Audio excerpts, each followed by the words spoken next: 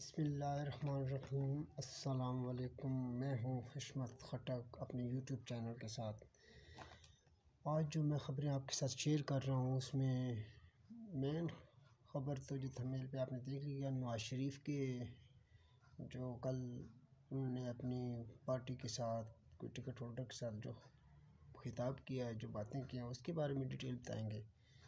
اور اس سے پہلے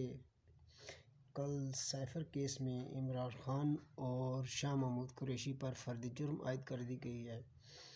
اور خان صاحب نے اور دونوں ملزمان نے، قریشی صاحب نے جرم ماننے سے انکار کر دیا ہے۔ یہ ایک روٹین میٹر ہے، لازمی بات ہے، جو آگے جرہ چلنی ہوتی ہے تو فرد جرم سے انکار ہی ہوتا ہے، ورنہ اگر فرد جرم سے انکار نہ ہو تو پھر تو جرم تسلیم ہو جاتا ہے، پھر تو ثابت ہو جاتا ہے، تو اب کیس آگے چلے گا۔ لیکن عمران خان کی تھوڑا سا بحث مباحثہ بھی ہوا ہے جج کے ساتھ، تو جج قدرت اللہ شہاب ہے شاید، انہوں نے اس کی سرزنش کی ہے عمران خان کی، اور ان کو چپ کروا دیا ہے۔ تو دوسری خبر یہ ہے کہ غیر شرعی نکاح میں عمران خان اور بشریٰ بی بی کو نوٹس ہوا ہے، اور اب جو ہے نا دونوں پیش ہوں گے۔ عمران خان ویڈیو لنک کے ذریعے اڈیالہ سے معاف کیجیے گا پیش ہوں گے، اور جو ہے نا بشریٰ بی بی کو ذاتی طور پر پیش ہونے کا حکم دیا ہے عدالت نے۔ اب کل نواز شریف نے جو اپنی پارٹی ورکروں کے ساتھ، جو ٹکٹ ہولڈروں کے ساتھ جو خطاب کیا، اور جو ہے نا اس میں انہوں نے جو باتیں کی ہیں، تو میں اب سن رہا تھا کافی بڑے بڑے تجزیہ نگار صحافی صاحبان، جن میں انصار عباسی، منیب فاروق، سہیل وڑائچ اور اس طرح کے دیگر، سلیم صافی صاحب، وہ کہہ رہے ہیں کہ نواز شریف کے پاس کوئی بیانیہ نہیں ہے، نواز شریف کنفیوز ہے۔ نواز شریف کنفیوز نہیں ہے، نواز شریف بڑا کلیئر ہے، نواز شریف کے ساتھ بیانیہ بھی نواز شریف کا بڑا کلیئر ہے، اور یہ آپ سب لوگ جانتے ہیں کہ نواز شریف جو بات کرتا ہے وہ کام بھی کرتا ہے۔ تو نواز شریف نے کہا ہوا ہے کہ وہ انتقام پہ یقین نہیں رکھتے، لیکن جنہوں نے ملک میں بگاڑ پیدا کیا ہوا ہے، جنہوں نے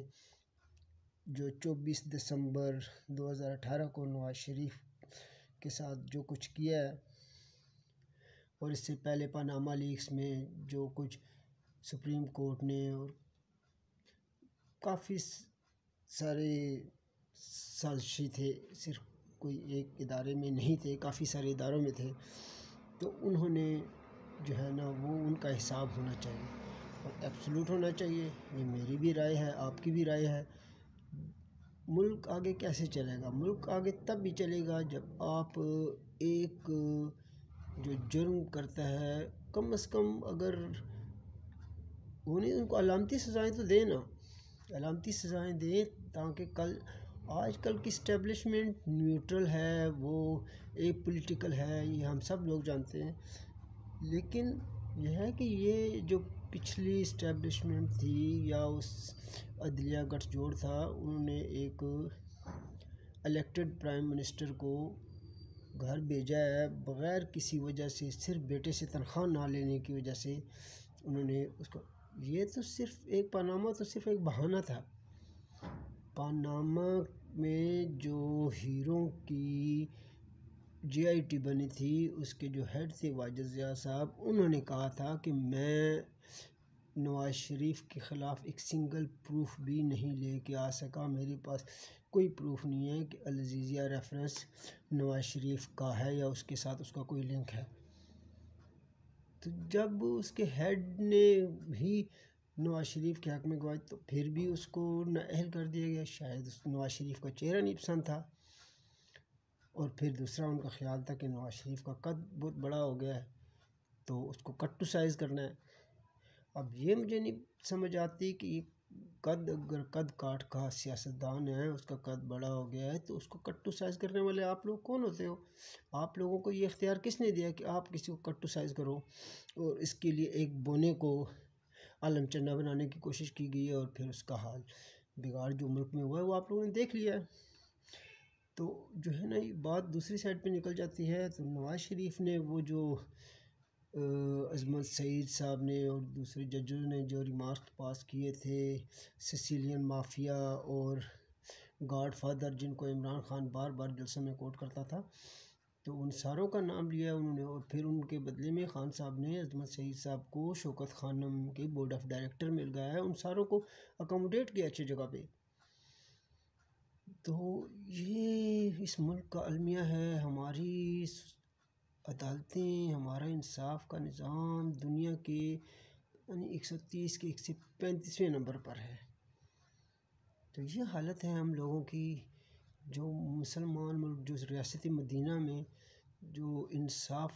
سب سے پہلے ہوتا تھا، اور مسلمانوں میں انصاف پہ، عدالتی نظام پہ بہت سخت